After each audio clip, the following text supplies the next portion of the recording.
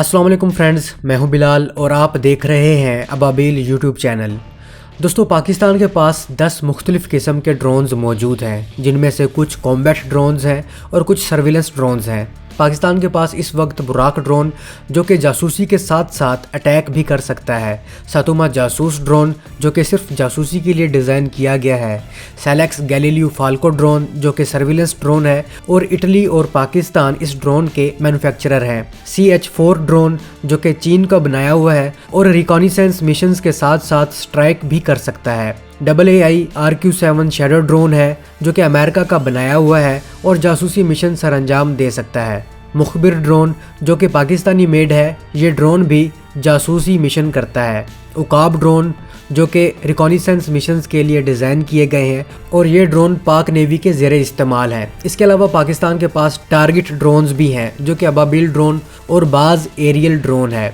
दोस्तों, target drone ऐसे drone होते हैं जिन्हें ट्रेनिंग के लिए इस्तेमाल किया जाता है। यूजुअली एंटी एयरक्राफ्ट क्रूज इस किस्म के ड्रोन्स को अपनी ट्रेनिंग के लिए इस्तेमाल करते हैं।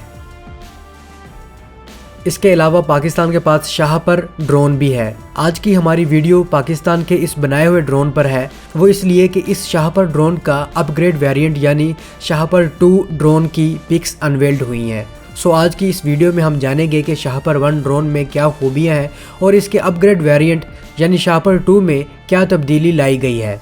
So let's start.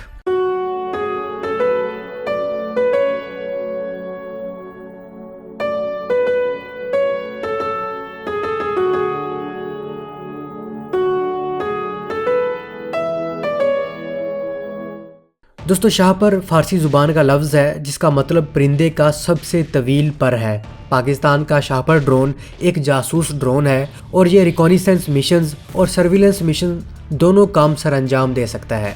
रिकॉनिसेंस का मतलब है जासूसी करना, जिसे फ़ौजी ज़ुबान में रैकी भी कहते हैं। रिकॉनिसेंस मिशन में ड्रोन दुश्मन के एरिया में जाकर दुश्मन की लोकेशन, मूवमेंट और लोकेशन साइट पर मौजूद तमाम हथियारों की मालूमात, लोकेशन पर मौजूद दुश्मन के कितने आदमी हैं, ये सब मालूमात हासिल करते हैं और अपने हैंडलर्स को देते रहते हैं। और ड्रोन ये काम पिक्चर्स और सेंसर्स के ज़रिए सरअंजाम देते हैं। जबकि सर्विलेंस मिशंस में होता यह है कि ये ड्रोन्स दोस्त या दुश्मन की मूवमेंट को मॉनिटर या ट्रैक करते हैं। मतलब अगर ड्रोन दुश्मन की या टारगेट की सर्विलेंस कर रहा है तो ड्रोन का फोकस टारगेट ही होगा और वो टारगेट जहाँ जहाँ जाएगा ड्रोन खामोशी से उसके पीछे पीछे जाएगा और टारगेट के एक एक मूवमेंट की खबर भेजता रहेगा। और इस काम के लिए ड्रोन तस्वीर का इस्तेमाल नहीं करेगा बल्कि real time video footage use करेगा, जिसके लिए ड्रोन CCTV कैमराज और माइक्रोफोन्स का इस्तेमाल करता है। ड्रोन्स ऐसे मिशंस पर वक्त आने पर टारगेट पर अटैक भी कर सकते हैं। दोस्तों, सर्विलेंस में ड्रोन अपने मिलिट्री ट्रूप्स के लिए भी निगरानी का काम सरअंजाम दे सकता है, जैसा कि होने वाले मुमकिन हमले से आगाह करना और हमले की सूरत में दुश्मन को हर हाल में तबाह करना। होप आपको सर्विलेंस और रिकॉनिसेंस मिशंस का फ़र्क समझ आ गया होगा। शाहपर ड्रोन पाकिस्तान की company global industrial defence solutions यानी गिड्स ने बिल्ड किया है और पहली दफ़ा इसे 2012 में इंट्रोड्यूस किया गया था। शाहपर ड्रोन ऑटोनोमस तरीके से टेक ऑफ करता है और इसी तरीके से लैंड भी होता है। और अगर फ़र्ज़ करें ये ड्रोन किसी ऐसे एरिया में मिशन पर है जहां लैंडिंग के लिए छोटा सा रनवे भी मौजूद नहीं है, तो इस ड्रोन को पैराशूट के ज़रिए लैंड कराया जा सकता है।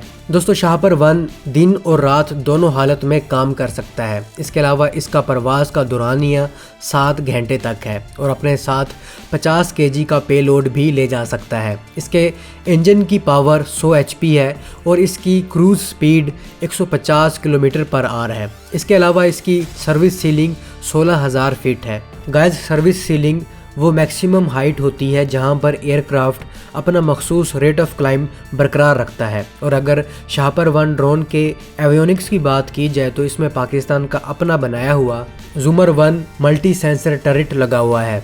इसके अलावा एवियोनिक्स में auto GPS based tracking and control system है, रियल टाइम डाटा लिंक है जिसकी रेंज 250 किलोमीटर है, यानी ये ड्रोन 250 किलोमीटर दूर से अपने हैंडलर को डाटा सेंड कर सकता है।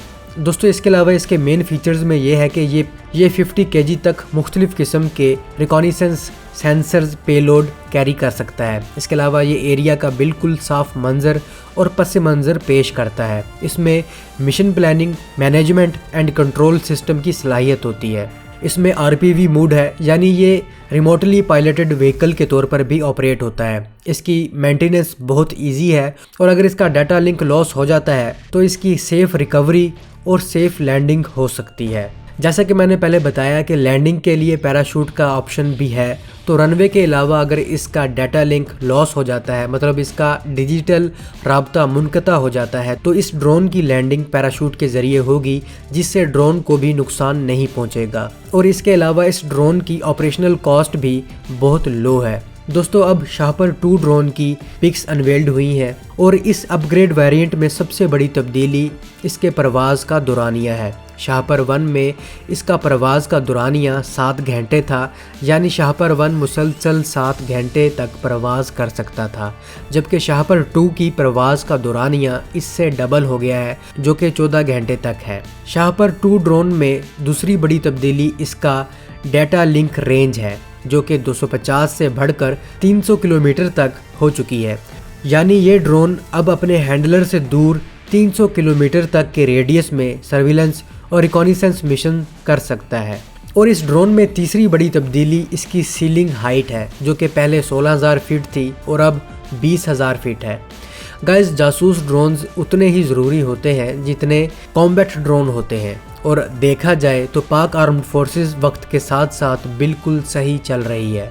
अभी अमन है और अमन के दिनों में कॉम्बैट ड्रोन की नहीं बल्कि एक बेहतर जासूस ड्रोन की ज़रूरत है, ताकि दुश्मन की हर मुमकिन मालूमात इकट्ठी की जा सके और जंग के दिनों में यही इंफॉर्मेशन यूटिलाइज़ करके दुश्मन को नुकसान पहुंचाया जा सके।